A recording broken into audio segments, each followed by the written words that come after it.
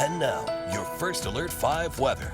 And as expected, November has started out breezy, warm and dry here in southern Colorado. Today in the Springs, we've been as warm as at least 70 degrees at the official sensor out of the Colorado Springs Airport. Right now down a few degrees, but some strong southerly breezes causing that flag outside our studios to definitely get a workout. Pueblo, this is the warmest I've seen it all day. We are well into the 70s, breezy, also very dry air in place. You may notice this time of the year you get a little more crackage on your hands. Definitely a good idea to use some lotion. Also, the chapstick, always a good idea, especially in those drier fall and winter months. And it could be even drier tomorrow with red flag warning set to go into effect at noon, continuing until 6 o'clock tomorrow night for the southeastern plains from Lyman down towards Otero, Baca counties as well. This does include the Pikes Peak region and Pueblo County. Gusts could be as strong as 40 into the eastern plains. Humidity values down into the lower teens. And as can typically be the case this time of the year, my friends, it could be a case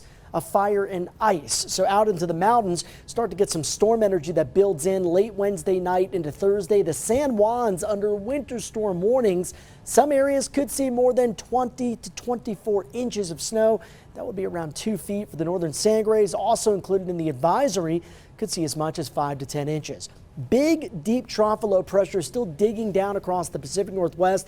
This is going to bring us our main impacts from Thursday afternoon, Thursday evening into Friday morning as it pushes high pressure aside and brings us a big change in the weather pattern. Now tomorrow we will see a fair amount of cloud cover early in the day. I think some of the clouds do thin out by the afternoon. And overall the big story tomorrow is those dry downslope winds. Again, the high fire danger, which should bring us some additional warming here. Notice by around 6 p.m. mountain areas begin to see some snow, especially west of the Continental Divide. Now here in the Springs, I see those peak gusts up around 20 to 25, maybe 30 miles per hour by tomorrow afternoon. For Pueblo, maybe not as strong as the Springs, at least according to this model, but I think we could still easily see some gusts up near 20, maybe 25 by mid-afternoon.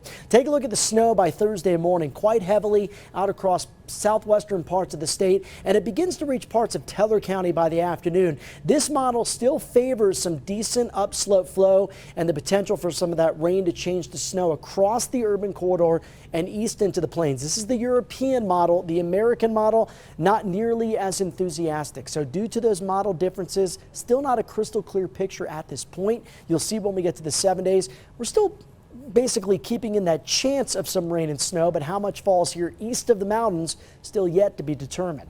Overnight lows tonight, they stay on the mild side, especially east of the high country, only cooling down to the 30s and 40s. Highs tomorrow could be as hot as around 80 degrees out across the eastern plains, mid 70s down towards Pueblo. 71 in the Springs, windy on Wednesday.